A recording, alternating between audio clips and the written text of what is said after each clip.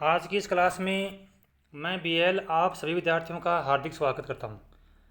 आज की इस क्लास में हम कक्षा 12 की राजनीति विज्ञान की पुस्तक समकालीन विश्व राजनीति का 5वां अध्याय के भाग 5 का अध्ययन करेंगे। यह अध्याय थोड़ा लंबा होने के कारण इसको मैंने 5 भागों में बांट दिया था। तो 4 भाग हम इसके पहले पढ़ चुके हैं और ये 5वां और अंतिम भाग, इसके अंतर्गत हम दक्षेस दक्षेस के बारे में अध्ययन करेंगे। और तो इस अध्याय में हमारे जो बिंदु रहेंगे, दक्षेस की स्थापना व उद्देश्य, दूसरा हमारा बिंदु रहेगा दक्षेस की सीमाएं, और तीसरा हमारा बिंदु रहेगा दक्षेस की सफलता के लिए हम क्या सुझाव दे सकते हैं। तो इन 3 बिंदुओं के ऊपर हम आज की इस क्लास में अध्ययन करेंगे। तो शुरू करते हैं विद्यार्थियों। सबसे पहले हम जानेंगे सार्क के बारे में, यानी सार्क की स्थापना कब हुई थी। तो सार्क की स्थापना में यदि हम देखा जाए तो सबसे पहला जो प्रयास किया था वो किया था बांग्लादेश, यानी बांग्लादेश के प्रयासों से ही दक्षेस की स्थापना हुई थी। 1970 के दशक में बांग्लादेश ने के जो तत्कालीन राष्ट्रपति थे जिया उर रहमान ने दक्षिण एशियाई देशों के व्यापार गुट के सर्जन का एक प्रस्ताव दिया था कि दक्षिण एशिया के जो देश हैं उनको व्यापार करने के लिए या व्यापारिक संबंधों में बढ़ावा देने के लिए उनको एक संगठन का निर्माण करना चाहिए, एक संघ उनको बनाना चाहिए। इस प्रकार का सुझाव दिया था तत्कालीन राष्ट्रपति जिया उर रहमान। फिर मई 1980 में दक्षिण एशिया में क्षेत्रीय सहयोग का फिर से विचार रखा गया, यानी सबसे पहले 1970 में और फिर मई 1980 के अंतर्गत इसी बात को फिर दोबारा से रखा गया। यानी इस तरह से यदि दक्षेस की स्थापना के ऊपर हम जाएं तो इसके अंतर्गत जो सार्थक प्रयास किए थे वो किया थे बांग्लादेश के तत्कालीन राष्ट्रपति जिया उर रहमान ने। तो उन्हीं के प्रयासों से फिर 8 दिसंबर 1985 को सार्क की स्थापना हुई। सार्क जिसको शॉर्ट में दक्षेस कहते हैं, यानी इसकी फुल फॉर्म है south Asian association for regional corporation, यानी दक्षिण एशिया क्षेत्रीय सहयोग संगठन, ये इसका पूरा नाम था। तो दक्षेस की स्थापना है वो 8 दिसंबर 1985 को हुई थी। सदस्य देश, तो दक्षेस के अंतर्गत अब वर्तमान में 8 सदस्य हैं, लेकिन यदि मूल रूप से देखा जाए तो दक्षेस के अंतर्गत 7 देश थे। तो 8वां सदस्य देश कौन बना? 8वां सदस्य देश बना अफगानिस्तान, यानी भारत के प्रयासों से 3 अप्रैल 2007 को अफगानिस्तान को दक्षेस का सदस्य बनाया गया। कब बनाया गया? 3 अप्रैल 2007 को। तो अब ध्यान देने की बात यह है कि दक्षेस में मूल रूप से 7 सदस्य थे और फिर 2007 के अंतर्गत अफगानिस्तान और मिल गया। तो अब सार्क के अंतर्गत कुल 8 सदस्य देश हैं। कौन कौन से हैं? भारत, पाकिस्तान, नेपाल, श्रीलंका, भूटान, मालदीव, बांग्लादेश और 8वां अफगानिस्तान। तो ये था दक्षेस। और दक्षेस की स्थापना कब हुई, दक्षेस के जो सदस्य देश हैं वो कितने हैं, और अफगानिस्तान है वो दक्षेस के अंतर्गत कब शामिल हुआ था। तो अफगानिस्तान है वो शामिल हुआ था 3 अप्रैल 2007 को। अब आगे आता है साप्टा। दक्षिण एशिया के देशों ने मिलकर के एक साप्टा की स्थापना की थी। तो साप्टा का पूरा नाम है south Asia free trade arrangement, यानी दक्षिण एशिया के देशों ने व्यापार को बढ़ावा देने के लिए, यानी मुख्यतः व्यापार को बढ़ावा देने के लिए साप्टा की स्थापना की थी।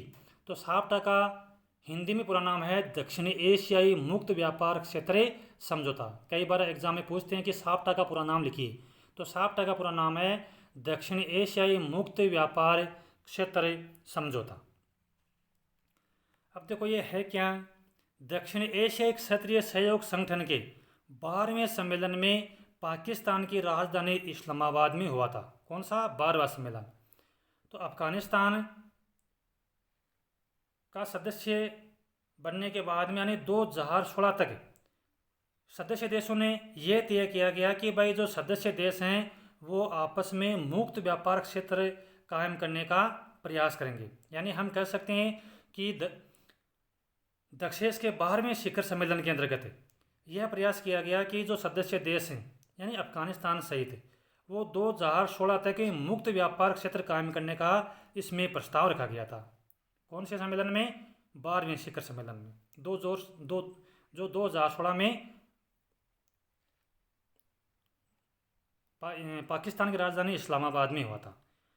और इस सम्मेलन में जो सार्क देशों के जो सारे विदेश मंत्री थे वो भी उसमें उपस्थित थे और इन देशों के जो प्रतिनिधि थे इन्होंने इस सम्मेलन के अंतर्गत अपने हस्ताक्षर किए थे। तो हम कह सकते हैं कि ये जो साफ्टा है ना, इसका जो प्रस्ताव है वो 12वें शिखर सम्मेलन में लाया गया था और उसमें यह कहा गया था कि भाई 2016 तक जो दक्षेस के जो सदस्य देश हैं वो आपस में मुक्त व्यापार को बढ़ावा देंगे।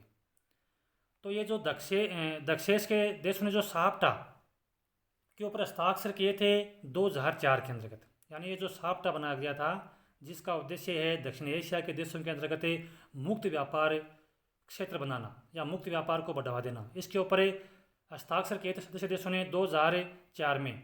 और 1 जनवरी 2006 से ये जो साफ्टा है ये इन सदस्य देशों ने लागू कर दिया। अब हम आते हैं कि भाई ये जो दक्षेस है जिसने साफ्टा को बनाया था, तो साफ्टा के उद्देश्य क्या है? तो इसका मूल रूप से तो हम समझ सकते हैं कि भाई जो दक्षेस के देश हैं इन्होंने मुक्त व्यापार को बढ़ावा देने के लिए इसकी स्थापना की थी। अब थोड़ा सा इसके उद्देश्य और देख लेते हैं भाई साफ्टा के उद्देश्य क्या हैं। तो साफ्टा का पहला उद्देश्य है सदस्य देश बिना बाधा के मुक्त व्यापार क्षेत्र बनाना, यानी जो इसके सदस्य देश हैं 8 सदस्य देश है वे आपस में मुक्त व्यापार क्षेत्र बनाना, ताकि वो जब एक दूसरे देश के साथ व्यापार करें तो उसमें किसी प्रकार की कोई रुकावट पैदा नहीं हो, बाधा नहीं आए। दूसरा है इसमें सदस्य देशों के बीच व्यापार में लगने वाले सीमा शुल्क को कम किया जाए। यदि व्यापार को सदस्य देशों में यदि बढ़ावा देना है तो इसके लिए सदस्य देशों को जो सीमा शुल्क है, यानी जो एक देश से दूसरे देश की सीमा में जो सामान जो माल एंट्री होता है उस शुल्क को, उस टैक्स को कम किया जाए। ये भी इसके अंतर्गत इस प्रस्ताव में लिया गया था। तो ये तो था साफ्टा। साफ्टा की स्थापना कब हुई थी, किस सम्मेलन में हुई थी, इसका पूरा नाम क्या है, इसके ऊपर हस्ताक्षर कब हुए? 2004 में है। और ये लागू कब से हुआ? 1 जनवरी 2006 से। और इसके उद्देश्य क्या है? तो इसके 2 उद्देश्य हमने देखे। अब आता है सार्क की सीमाएं क्या है, यानी सार्क की सीमाएं क्या है। इसमें सीमाएं का मतलब है कि भाई जो ये सब सार्क संगठन है, दक्षेस है, इसके अंतर्गत कमियां क्या है जिससे ये जो दक्षेस है इसके अंतर्गत सदस्य देशों में आपस में जो सहयोग है उसको गति नहीं मिल पाती है। तो यानी उसकी क्या कमियां हैं? तो उसकी पहली कमी है कि भारत पाक संबंध तनावपूर्ण, यानी ये जो दक्षेस संगठन है इसका पाकिस्तान में सदस्य है, भारत में सदस्य है और 6 देश और सदस्य हैं। तो भारत और पाकिस्तान ये आपस में शुरू से दोनों देशों के बीच में संघर्ष रहा है, संबंध जो रहे हमेशा तनावपूर्ण रहे। तो ये एक बहुत बड़ी कमी है। यानी दक्षेस ये जो संगठन है इसको गति देने के अंतर्गत ये जो भारत पाक संबंध है ये थोड़ा बीच में आड़े आते हैं, समस्या पैदा करते हैं। तो भारत पाक जो संबंध है वो हमेशा से तनावपूर्ण रहे, जो इसकी एक बहुत बड़ी कमी है। दूसरा इसमें पॉइंट है कुछ देशों के मतानुसार साफ्टा के माध्यम से भारत उनके बाजार में सेंध मारना चाहता है। कुछ देशों का यह मानना है कि भारत वो साफ्टा के माध्यम से, यानी ये जो मुक्त व्यापार क्षेत्र बना है उनके माध्यम से जो उसके जो पड़ोसी देश हैं उनके अंतर्गत सेंध मारना चाहता है, मतलब हस्तक्षेप करना चाहता है। ये जो इसके जो पड़ोसी देश हैं या जो दक्षेस के जो जितने भी सदस्य देश हैं उनका यह मानना है, जबकि भारत की कोई ऐसी सोच या ऐसा कोई विचार नहीं है। तो ये भी एक बहुत बड़ी कमी है, उनकी जो यह सोच है उसमें थोड़ा बदलाव करना जरूरी है। तीसरा है सदस्य देशों को आपसी समस्याओं के कारण चीन व अमेरिका का इस क्षेत्र में हस्तक्षेप बढ़ा है। यानी जब सदस्य इस जो सदस्य देश हैं उनके जो आपसी या जो अंदरूनी जो उनकी समस्याएं हैं उनके कारण भी जो दूसरी शक्तियां हैं, कौन है? चीन और अमेरिका, इसका इस क्षेत्र के अंतर्गत हस्तक्षेप बढ़ा है। तो ऐसा होता है जब कोई दो के बीच में आपस में कोई झगड़ा होता है तो तीसरा तो उसमें हस्तक्षेप करता ही है। तो ऐसी स्थिति चीन और अमेरिका यहाँ के जो एरिया क्षेत्र है उसके अंतर्गत कर रहे हैं। तीसरा है शीत युद्ध। शीत युद्ध के बाद यूएसए अमेरिका का प्रभाव भी यहाँ पर ज़्यादा बढ़ा। यानी जब से शीत युद्ध ख़त्म हुआ है उसके बाद में, यानी जब तक शीत युद्ध चल रहा था दोनों महाशक्तियों के बीच में, तब तो अमेरिका भी थोड़ा अंकुश था क्योंकि उसके बराबर दूसरी महाशक्ति और थी। लेकिन जब सोवियत संघ का विघटन हो गया उसके बाद में जो अमेरिका है वो अपने थोड़ी मनमानी करने लगा है, और जो दक्षेश है यहाँ के क्षेत्र के अंतर्गत यूएसए का जो प्रभाव है यानी अमेरिका का प्रभाव थोड़ा बढ़ गया है। अब आगे हम देखते हैं कि भाई ये जो दक्षेश है ये तो इसकी थी सीमाएँ, यानी कमियाँ क्या थी इसमें। अब हम कह सकते हैं कि भाई जो सार्क को यदि सफल बनाना है, यानी ये जो संघ बना है सार्क है, इसको सफल बनाने के लिए हमें क्या सुझाव दे सकते हैं जिससे जो सार्क ये जो संगठन है ये इसका जो प्रभाव है वो बढ़ सके। तो इसकी सफलता के लिए हम क्या सुझाव दे सकते हैं। पहला हमारा सुझाव है कि भारत पाक के अपने आपसी विवाद को सुलझाएं। यदि हम देखा जाए तो जो सार्क के ऊपर जो सीमाएं थी उसके अंतर्गत ही हम सार्क की सफलताओं को भी ढूंढ सकते हैं। तो जैसे पहला तो उसमें था कि भारत पाक के आपसी में तनाव, तो यानी सार्क की सफलता के लिए पहला हमारा सुझाव यह है कि भारत पाक अपने जो आपसी विवाद है उसको सुलझा लिया जाए। दूसरा है सदस्य देशों को भारत पर विश्वास करना चाहिए। यानी जो दक्षिण सदस्य देश है वो ये कहते हैं कि भाई ये जो साफ्ट है इसके माध्यम से भारत है वो दक्षिण के जो बाकी सदस्य देश हैं उनके बाजार में सेंधमारी करना चाहता है, यानी हस्तक्षेप करता है। तो इस प्रकार की जो उनकी सोच है भारत के प्रति उसके अंतर्गत उनको बदलाव करना चाहिए।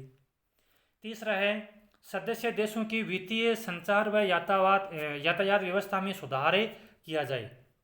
यानी दक्षिण के जो सदस्य देश हैं यदि व्यापारिक गति को तेज करना है या व्यापारिक जो संबंध है उनको बढ़ावा देना है तो जो वित्तीय, संचार और जो यातायात व्यवस्था है उसको दुरुस्त करना होगा।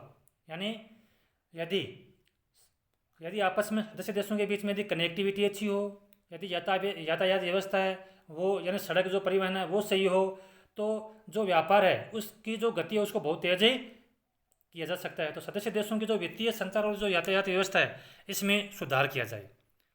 अगला है बाहरी शक्तियों के हस्तक्षेप रोक। यानी यहाँ के क्षेत्र में अमेरिका जैसी जो शक्तियाँ हैं जो यहाँ पर हस्तक्षेप कर रही है, क्योंकि जब कभी भी इस क्षेत्र के अंतर्गत आपसी सदस्यों के बीच में कभी कोई मनमुटाव होता है तो जो बाहरी शक्तियाँ वो यहाँ पर हस्तक्षेप करती हैं।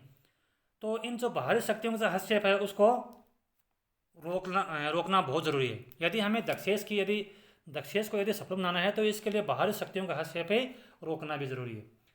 पांचवा है कि जो सभी सदस्य देश हैं आपसी विवाद को हल करना चाहिए।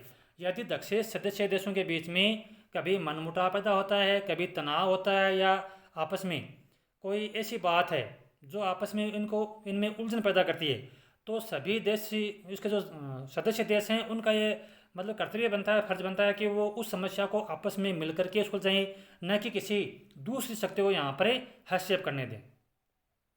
तो इस तरह से दक्षेश है उसको हम सफल बना सकते हैं। तो ये था आज का अपना ये भाग 5 है, और दक्षिण एशिया का ये जो अध्याय है वो यहीं पर पूरा होता है। तो मैं आशा करता हूँ विद्यार्थियों कि आज का ये पढ़ाया हुआ चैप्टर आपको अच्छे से समझ में आया होगा, और यदि कोई समस्या है तो आप मेरे को कमेंट कर सकते हैं। इसके अलावा मैं आपको कहना चाहूँगा कि यदि आपने मेरे चैनल को सब्सक्राइब नहीं किया है तो प्लीज़ आप मेरे चैनल को सब्सक्राइब कर लें, ताकि जो भी मेरी वीडियोज़ है उसका नोटिफिकेशन आपको तुरंत ही मिल सके। इसी के साथ मैं आपसे आज्ञा लेता हूँ। जय हिंद, जय भारत।